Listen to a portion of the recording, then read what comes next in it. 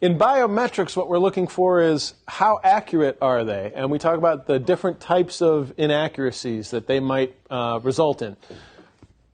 Just as they're said here, false reject is getting rid of somebody who should be authorized to get into the system, while false positive, the false accept rate, is letting somebody in when they shouldn't have been let in. When you talk about the market for these things, you look at the CER. That's how sensitive can you get it without causing errors. Usually the more sensitive it is, you're going to hit more of the type 1 error, obviously, just because people have to keep trying to do the finger. Anyone ever use that one? The finger stroke thing? I've never worked for me. I don't know if I have bad fingers or what it is. Just never get that one to work right. Good. Anyone work with biometrics on a regular basis? My old work we did. What kind did they have? They did it where it was for the time clock system in the plant. They did their hand. Topography or topology? I think topography is right. Yeah, they did their hand. They had the hand shape? Mm-hmm. Yeah. Cool. You have to look at lots of different kinds of considerations. How easy is it to fake? In the movies, when they gouge someone's eye out and put it on a pencil and hold it up to the viewer, does that work? Depends on the system. It depends on the system. There's not many iris scanners. Most of them are retinal scanners, right? And what does that mean? Blood to be alive. The blood veins. You need to be alive, or there at least had to be blood pumping through that eye. So they'd have to carry a whole box with, blood pumping.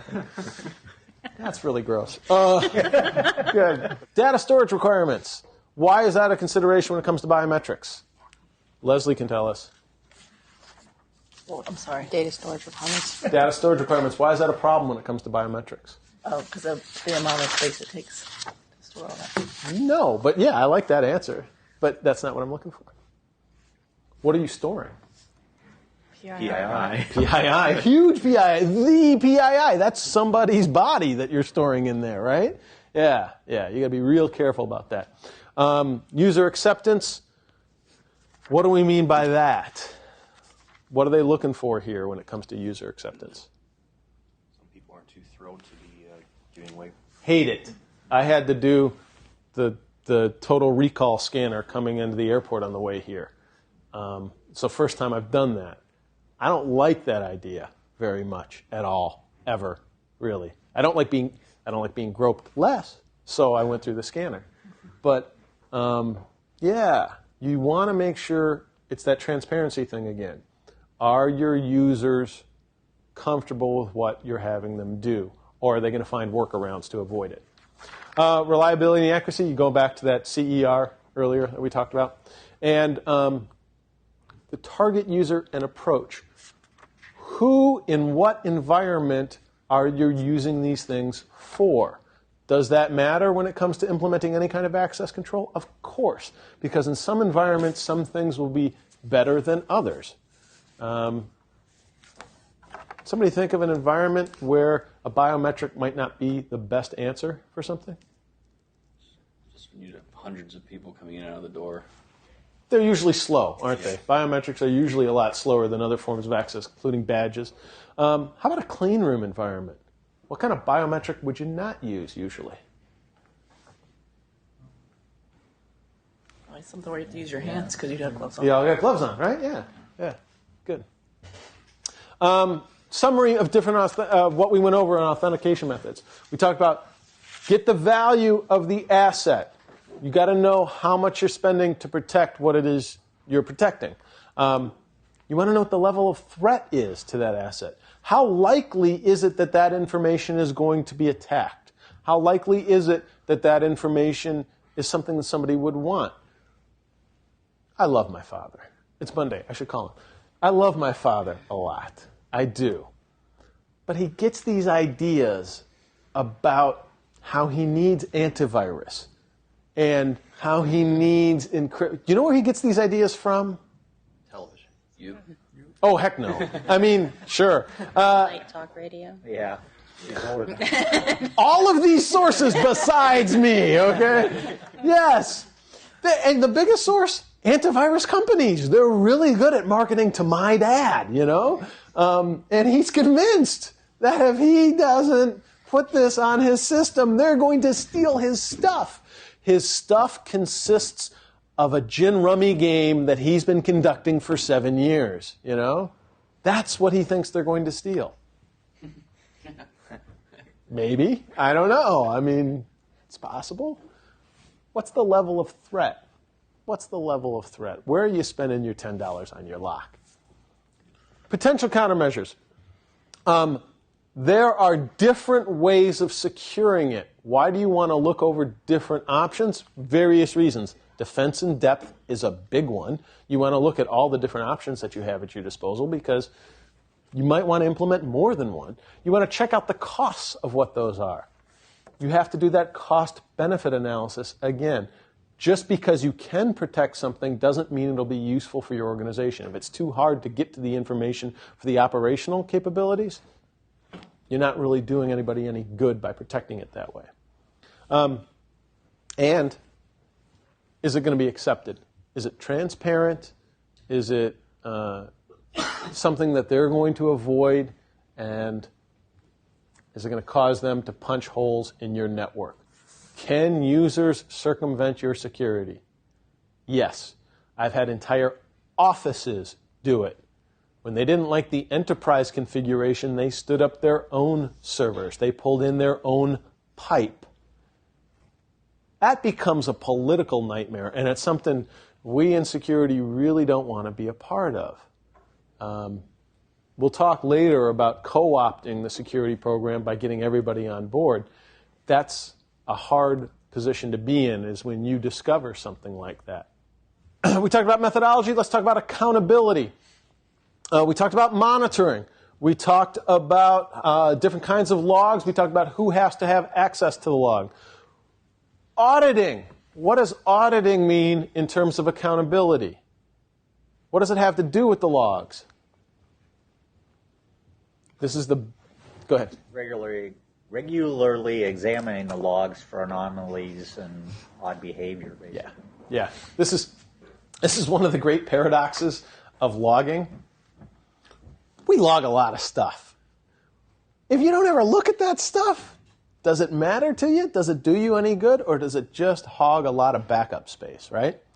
Sometimes that's okay. Sometimes all you want it for is later on to substantiate and be used as evidence when you go to a lawsuit or you go to a wrongful termination hearing or something like that.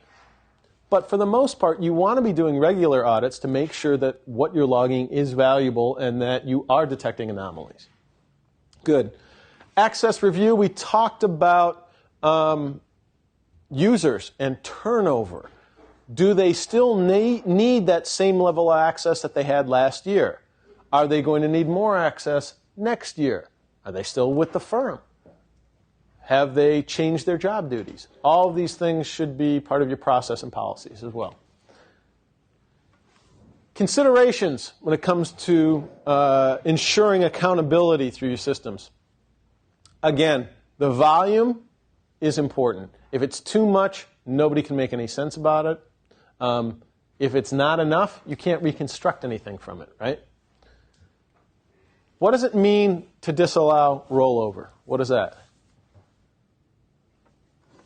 And why does that even exist anymore? You don't want logs if they get too full to roll over and start getting rid of other data. Yeah. Or to write over themselves. Right over, yeah. I don't even know why that's even an option, much less a default on products that ship now. But yeah, that's a threat. Can you automate log analysis? Yeah. What's the problem with that? Why wouldn't you just do that all the time? People are expensive. Why would you assign anyone to review logs? They're better. Yeah, they're a lot better. Sadly, I mean, the human eyeball is just something that can identify something anomalous right away. It just doesn't look right. Yeah, good. So do it where possible, where that's pragmatic. Why do you want to have those procedures in advance? Why not just start looking at the logs first and see if you see something wrong?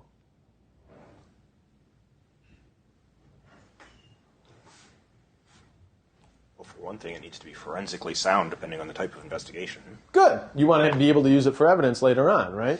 You don't want to tamper with the logs while you're reviewing them. You don't want to change the state of them. That's good. Also, not everybody reviews the logs the same way. Having a standard or having a guideline for doing it allows everyone to cover all the bases as they're doing the review and still allows them to implement their skill and personal knowledge and what they bring to the table. It also helps you catch things that you might have necessarily overlooked if you weren't following the procedures. Good. You want personnel trained. Why not just let whatever sysadmin review the logs? Why not just let the network admins review the logs? It's a different kind of skill set. It's something particular. It's something not only does somebody have to have a disposition towards, but they have to know what they're looking for as well. A lot of the times, organizations will say, they work in IT, let them do it. Has the same thing to do with administering a box. Doesn't work that way. You need to be trained in how to do those things. You want to protect them. We talked about securing information and log information at the same level that the data it's protecting, right? That just makes sense. And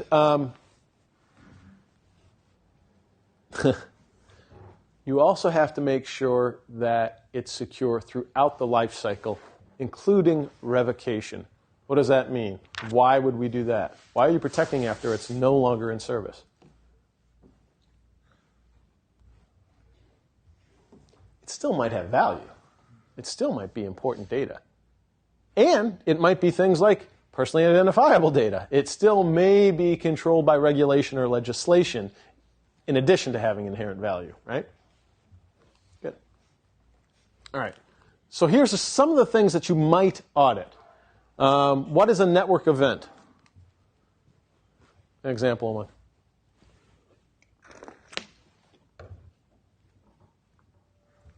TCP connection. Okay, yeah. You're going to log every single connection? Some people. Yeah, you might. Absolutely, because you want to know who's connecting to your network when they're doing it, right? Sure, absolutely. System events. Log on? Log in. Yeah, sure. Application events, same thing. Or maybe when they read or write data, or depending on how sensitive the data is, maybe when they save a file, something like that. User actions. What kind of user action might you want to log? Same thing. Moving files, deleting files, changing files. Keystroke. We talked about this, Andy. What does keystroke activity allow you to do? Track the user actions. Everything. Yeah. Everything. What's the problem with that one? Oh, people get all sorts of angry about that one. Yeah, they don't like it. Americans especially see that as an invasion of privacy. Is there any assumed privacy on an organization-owned piece of hardware, an organization-owned software, on organization-owned time? Depends on the policy. Yes, the organization would have to go out of its way to give up its rights to do this, though. There is no assumption legally of any privacy whatsoever. That's a complete fiction that users have created for themselves. Organization can look at whatever they want, whenever they want, however they want. But it does help to inform. What? Well, there's... Go for it. No, go for it. Well, Go for it. what I'm thinking about there is that there's different legal things as far as forensics goes. If you single out a user that you think is going on, that's what I'm thinking about. Okay, good. That's Yeah. let me get into that point, and we're going to talk about that when we get to the law section as Yeah, well. that's why I didn't really want to cover it. No, that's really good. When it comes time to implementing any kind of auditing or logging, it either has to be uniform, we're doing it to everybody, or it has to be really specific. And this is one of those weird, it seems counterintuitive. You either have to have a reason for looking at that person, or you have to look at everybody. If you have a reason for looking at that person, that has to be documented, that has to be substantiated, there's a whole procedure and process to go through that. Otherwise, you're just being discriminatory. Otherwise, you're hunting for something to go after that person, and that is illegal. Yeah, good. Thank you. That's a really good point. The other big problem with this, takes up that's all their work. That's a whole separate set of data. You're just duplicating all of your data by logging everybody's keystroke. So you might not want to pay for that in terms of the memory that it's going to cost you. That also gives the security people that can see those logs access to data that they may not have a need to know. Good. Passwords. Unless it's stored encrypted in some form or something like that that the auditors can't review, they now have the keys to every user account, right? Good. Very good. Good point. Very good point. They're neat tools. They're neat toys. I don't think they offer as much security as vulnerabilities that they cause. I think the cost-benefit ratio is down on them.